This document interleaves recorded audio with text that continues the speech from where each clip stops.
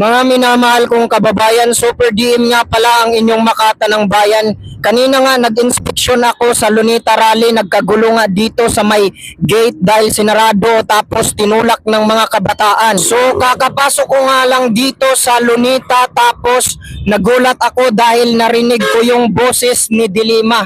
So yung mga nandito pala ay supporters ni Dilima. So napakawalang kwenta nga ng rally dito sa Lunita dahil parang nangangampan niya lang si Dilima. Pinagtanggol niya ang utak ng korupsyon. So dahil pinagtanggol ni Dilima si Marcos, parang pinagtanggol niya na rin si Romualdez. Kasi si Marcos pinagtanggol ang pinsan niya na Buhaya. So napakawalang kwenta ng rally dito sa Lunita. Pakitanong na rin kay Dilima na no to corruption, no to drug lord. Yan ang sabihin ninyo kay Dilima. So mapapansin nyo dito, tahimik ang mga kapatiran. Napapansin siguro nila na nabudol sila sa rally dito sa Lunita. Akala nila para sa lahat pero para lang pala ito sa interes ni Dilima. So sa mga nandito na mga makabayan sa Lunita, lumipat na kayo sa Liwasang Bonifacio para ipagtanggol ang tama. Revolusyon ang sagot sa korupsyon. Pilipinas ang ating inang bayan. Ginahasa at sinamantala ng mga sakim sa salapi at kapangyarihan. Lubog na sa kahirapan, mas lalo pang pinapahirapan. Wala ba tayong karapatan mamuhay ng pantay at may kaginhawaan? Bayan kung inaapi ang pabayaan o ipaglaban, katahimikan o karapatan, magmalasakit o walang pakialam, ang mabuhay o ang magpaalam. Bayan ko'y inalipin ka sa kadahilanang ninakaw ang pinaghirapan mo. Kahit anong sigaw natin ay di naririnig sapagkat bingi ang gobyerno. Walang kinabukasan sa ganitong pamumuno. Mga kapatid, hindi kagustuhan lamang ang ipagtanggol ang kahit kanino sapagkat ito ay tungkulin ng bawat Pilipino. Bakit nila nagawa sa atin ang ganito? Korupsyon doon, korupsyon dito. Magmula sa araw na ito, hindi tayo titigil hanggat hindi sila bumaba sa pwesto. Kung walang buhayang politiko, walang maluluko. Kung meron man, ilagay natin yan sa sako. Walang pagbabago dahil patuloy tayong ginagago. Walang asinso dahil patuloy tayong sinususo. Walang kalayaan sapagkat patuloy tayong inaabuso. Martin at mga politikong bugok, sa kalayaan kayo ay malaking dagok. Pira ng bayan, pinagatian yung mga kontraktor na ugok. Tapos ngayon di mo alam kung sino ang kurakot. Bigla ka kaagad nakalimot. Anong nangyari sa ulo mo na bagok? Buti pa lumabas ka nang ikaw ay aming masuntok. Mga kababayan, walang mangyayari kung matapang lang tayo sa Facebook. Para lang tayong mga lamok, puro ingay hanggang sa matigok. Pero kung tayo'y nagsama-sama alinmang sulok, para tayong langgam na nagkakaisa kahit di inaalok. Mapapalis natin kahit iganting nakaluklok. Para tayong langgam na inapakan ng sistemang bulok. Kaya kagatin natin sila hanggang sa matakot. At dahil demonyo sila, dapat sa kanila ay hagisan ng apoy na umuusok. Huwag mangamba kung ang sandatahang lakas ay pumasok.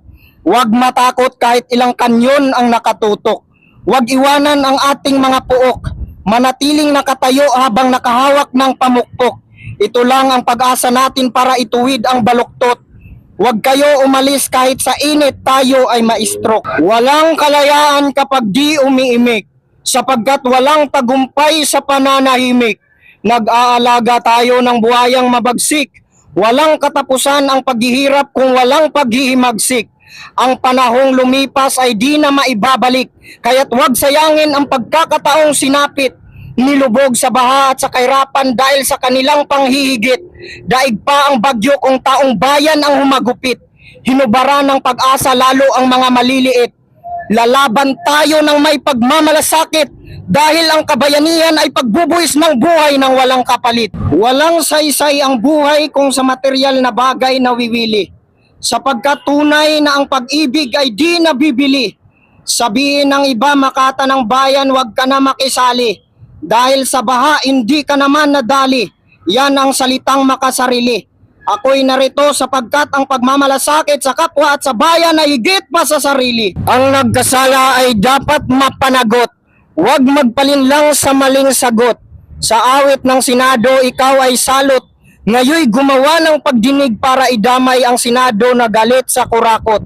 Pagtatanim ng piking testigo, dyan kayo magaling mga kurakot. Gumamit ng tao para lang ang investigasyon ay mapaikot. Tumigil ka na, ikaw ang ulo, kaya wag ka na magpalusot. Bibigyan pa kita ng pagkakataong ayusin ang gusot. Kausapin mo lahat ng kasama mong asungot. Ibalik nyo ang pira sa lahat ng sangkot.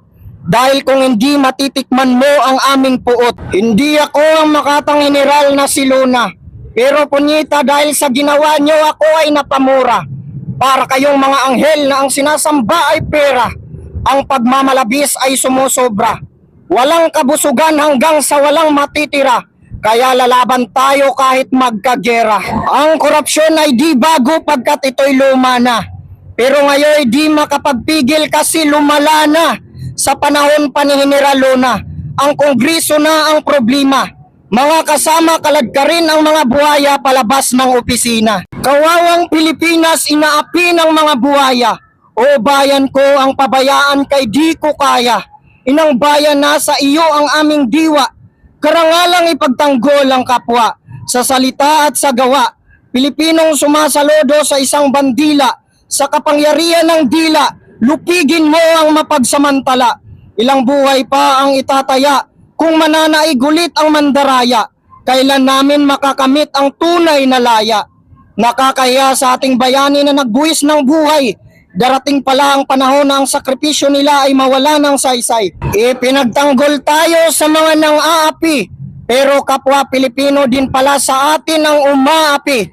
Sabi sa kartilya ng Katipunan, ipagtanggol ang naaapi, supilin ang umaapi. Sigat Andres Bonifacio ang ama ng revolusyon. Tayong mga Pilipino ang anak ng revolusyon. Lalaban tayo sapagkat ito lang ang natatanging solusyon. Para sa inang bayan, mabuhay ang anak ng bagong revolusyon. Mabuhay ang Pilipinas!